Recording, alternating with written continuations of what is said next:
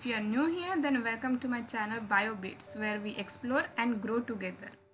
Today we are going to discuss about tryptophan operon attenuation. Actually, this is the continuation of previous video where we learnt about tryptophan operon and its regulation by tryptophan. And today we are going to discuss about its regulation by attenuation. So let's get started with today's topic. So this is the structure of tryptophan operon, which consists of TRPR gene, promoter, operator, leader sequence and 5 structural genes which work in coordination for the production of tryptophan. Before starting today's topic, let's recall some important points about tryptophan operon regulation. Whenever there is low level of tryptophan or adequate amount of tryptophan is absent, then the operon is turned on. And whenever tryptophan is already present in adequate amount, then there is no further need of tryptophan production and the operon is turned off. In this way, tryptophan itself regulates its production. Now, this regulation is at transcriptional level. But there is dual regulation in case of tryptophan operon. One is at transcriptional level, which we discussed just now, and another is at translational level. So today we will discuss regulation at translational level by attenuation. Here is a leader sequence which consists of 4 different domains, namely domain 1, 2, 3 and 4. This leader sequence is also get transcribed. The fate of tryptophan operon, that is, it will turn on or off, depends upon whether domain 3 will form hairpin structure with domain 2 or domain 4. So this is our leader sequence, right? Now what happens in prokaryotes? There is coupled transcription and translation, which means transcription and translation will occur simultaneously. So let us first understand this with the help of animation.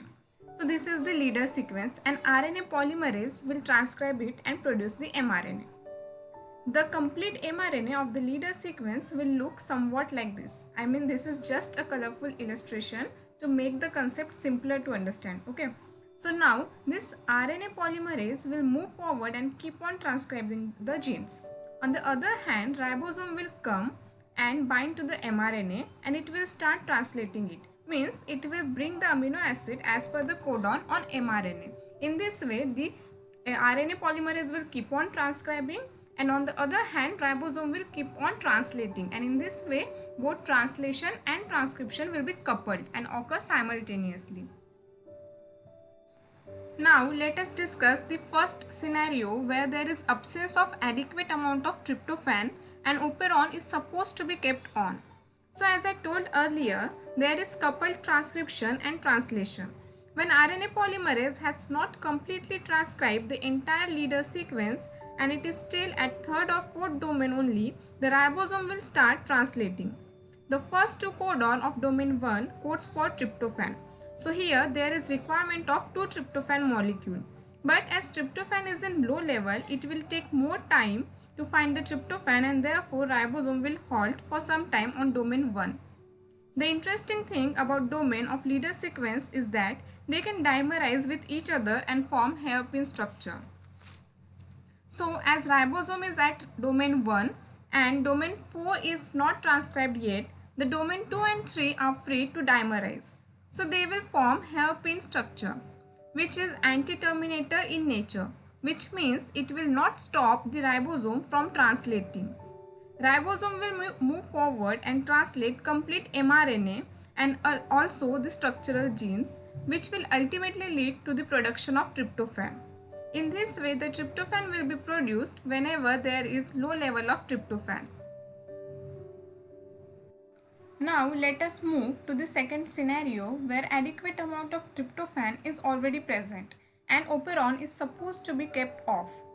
Now let us see the mechanism behind it. Whenever there is adequate amount of tryptophan already present, there will be immediate availability of 2 tryptophan molecules for the first 2 codon of mRNA, and ribosome will not halt on domain 1, instead it will move forward on domain 2. Now as we know, domain 3 can form hairpin structure with domain 2 or domain 4. Here in this case, domain 2 is not free as it is already occupied by ribosome. So domain 3 will form hairpin structure with domain 4, which is terminator in nature. This hairpin structure will not allow ribosome to move forward and translate the remaining mRNA of structural genes, which means protein from structural genes will not be made and tryptophan will not be produced. In this way, more tryptophan is not produced when it is already present in adequate amount, and in this way, the tryptophan operon is regulated at both transcriptional and translational level. So let's summarize the complete topic of tryptophan attenuation. The mRNA of leader sequence consists of 4 domains, and these domains can form hairpin structure with each other. The fate of tryptophan operon, that is, it will turn on or off, depends upon whether domain 3 will form hairpin structure with domain 2 or domain 4. So when tryptophan is present in low level, then domain 3 will form hairpin structure with domain 2, which is anti-terminator in nature. So the tryptophan operon will be on and tryptophan will be produced. And when tryptophan is present in high level or adequate amount, then domain 3 will form hairpin structure with domain 4, which is terminator in nature. So no further tryptophan will be produced. And in this way, the tryptophan is regulated at both transcriptional and translational level. And that's it for today's video, guys. If you have any queries regarding this topic, then please mention it in the comment section below. And if you like this video, then please hit the like button and share with your friends. And also subscribe to my channel. We will meet soon in the next video. Until then, take care. Bye bye.